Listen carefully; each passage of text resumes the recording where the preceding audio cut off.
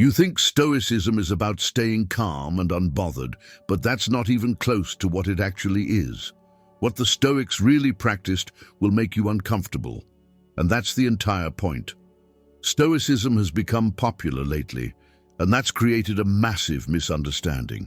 People think it's about not caring, staying emotionless, and being unaffected by everything.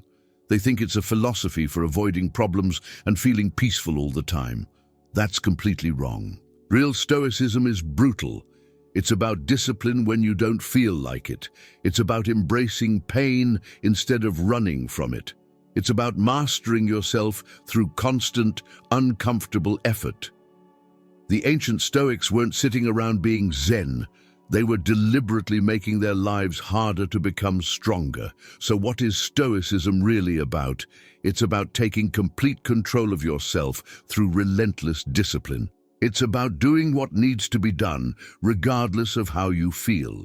It's about facing discomfort and pain voluntarily to prepare yourself for when life forces it on you. It's not a philosophy of comfort. It's a philosophy of becoming unbreakable through deliberate hardship.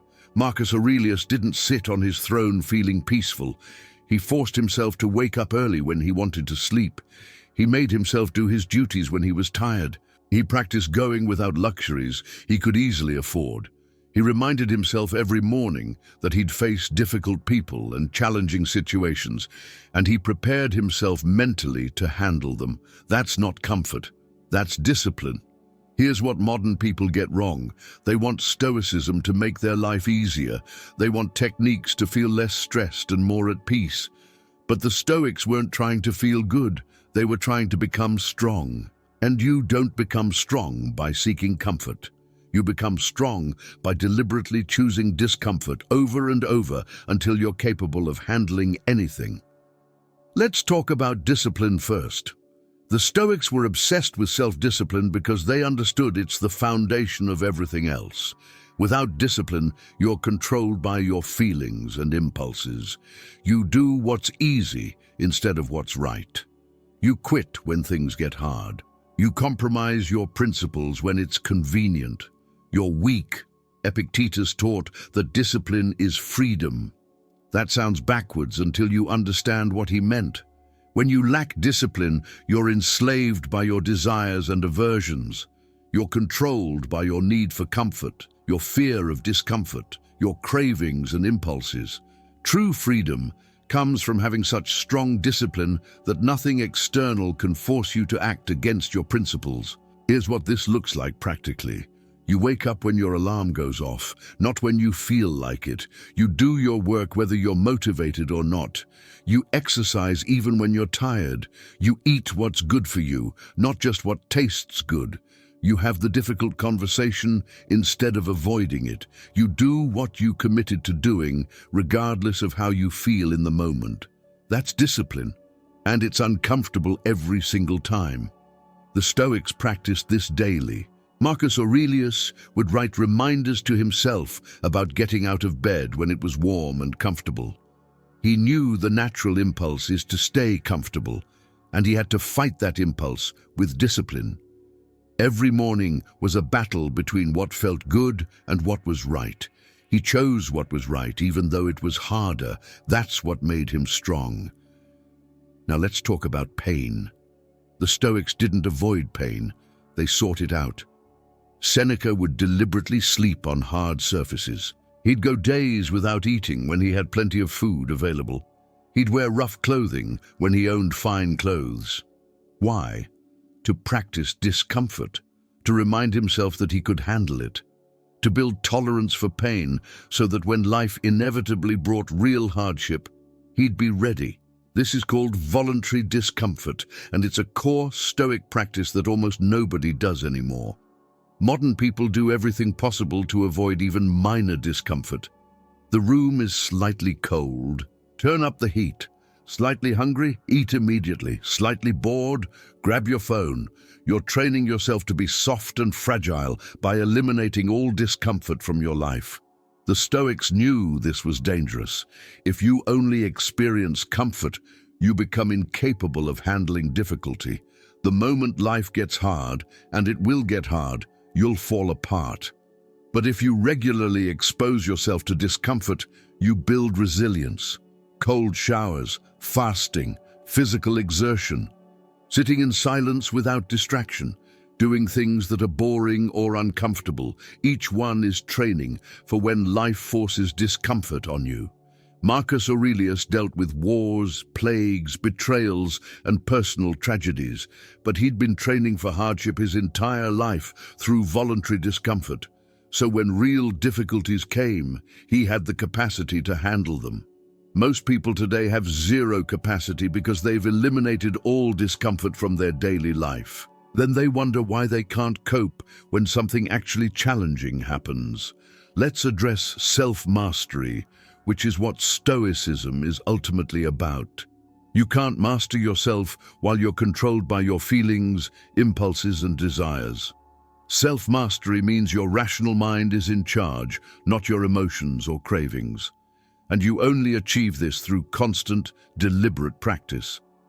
Epictetus taught his students to examine every desire and aversion. When you want something, ask yourself if pursuing it aligns with your principles or if you're just being controlled by impulse. When you're avoiding something, ask yourself if that avoidance is wisdom or just seeking comfort. This constant self-examination and self-correction is exhausting.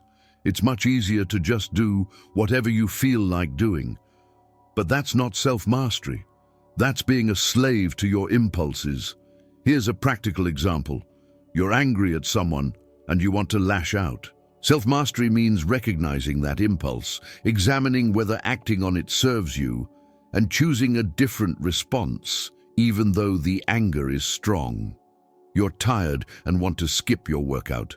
Self-mastery means doing it anyway because you committed to it, and your feelings don't dictate your actions. You want to buy something you don't need. Self-mastery means recognizing the desire and not acting on it. Every single one of these moments is uncomfortable. It feels bad to not act on your impulses. It requires effort to override your feelings with reason. But the Stoics did this constantly because they understood that's how you become free. When you can control yourself, nothing external can control you. When you're disciplined in small things, you're capable of discipline in large things. When you've mastered yourself, you're unshakable. Now let's talk about why modern Stoicism has become so watered down. People want the benefits without the work. They want to feel calm without doing the hard practice that creates calmness. They want resilience without exposing themselves to hardship. They want discipline without the daily struggle of overriding their impulses. So they turn Stoicism into a collection of nice quotes and mental techniques for feeling better. But that's not Stoicism. That's self-help dressed up in ancient terminology. Real Stoicism is demanding.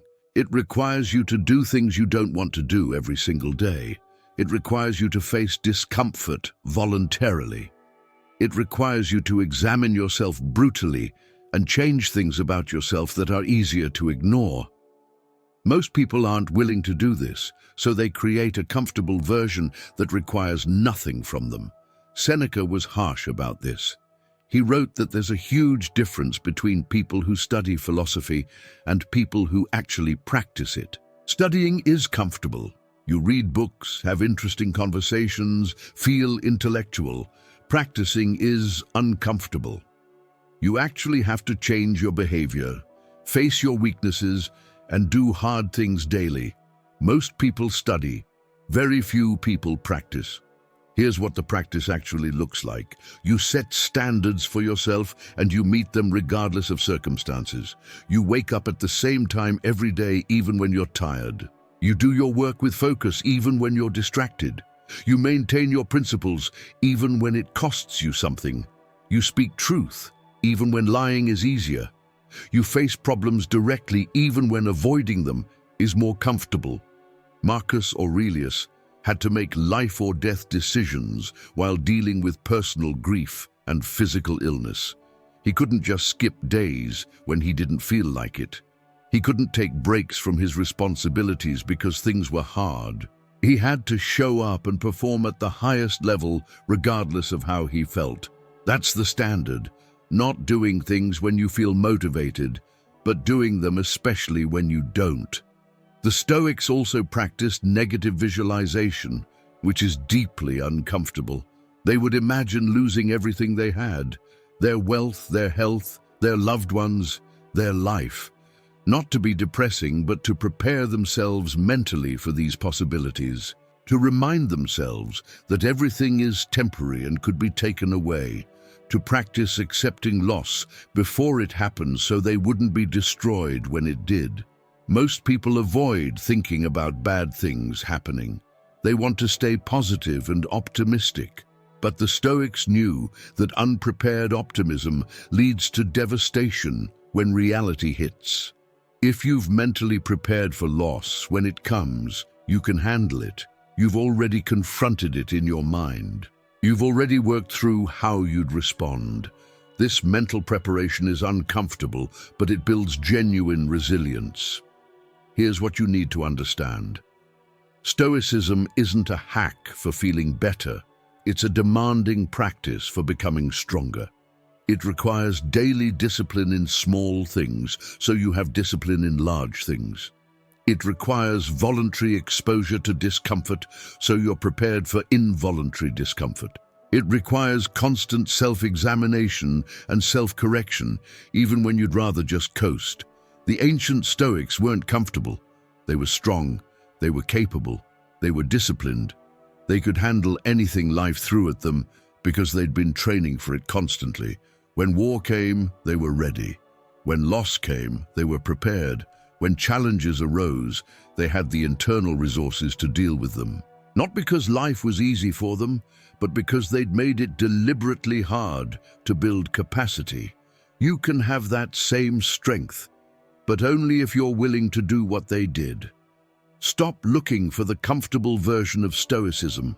Stop wanting techniques to feel peaceful while you avoid doing hard things. Start practicing actual discipline. Start exposing yourself to voluntary discomfort.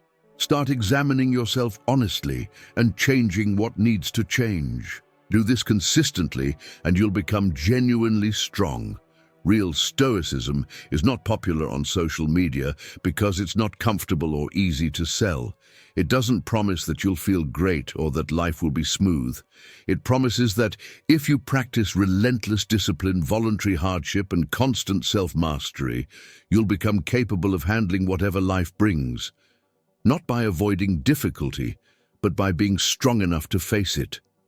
Start implementing real Stoic practices today. Not reading quotes or watching videos, but actually doing the uncomfortable work. Wake up early even when you want to sleep. Take cold showers. Fast for a day. Do the workout when you're tired. Have the difficult conversation. Sit with discomfort without reaching for a distraction. Each time you do something hard that you don't want to do, you're building real strength. Practice self-examination daily. Look at your actions honestly. Where did you lack discipline? Where did you choose comfort over what was right? Where did you let your emotions control you instead of your reason? Don't judge yourself harshly, but see clearly where you need to improve. Then work on those areas tomorrow. The Stoics weren't superhuman. They struggled with the same impulses and weaknesses you have. The difference is they fought those weaknesses daily through disciplined practice. They didn't wait until they felt like being disciplined. They were disciplined especially when they didn't feel like it. That's what created their strength. Stop looking for the easy version. Stop wanting Stoicism to make you comfortable. Embrace the real practice that's demanding and uncomfortable and transforms you through constant effort. That's where real strength comes from, not from feeling peaceful while everything is easy, but from maintaining your principles and discipline, especially when things are hard. Marcus Aurelius, Seneca, and Epictetus left you a blueprint for becoming unbreakable, but it requires work that most people aren't willing to do. It requires choosing discomfort when comfort is available. It requires discipline when you don't feel like it. It requires self-mastery through constant practice. The question is whether you're willing to do what it actually takes, or if you'd rather have the comfortable, watered-down version that requires nothing and delivers nothing.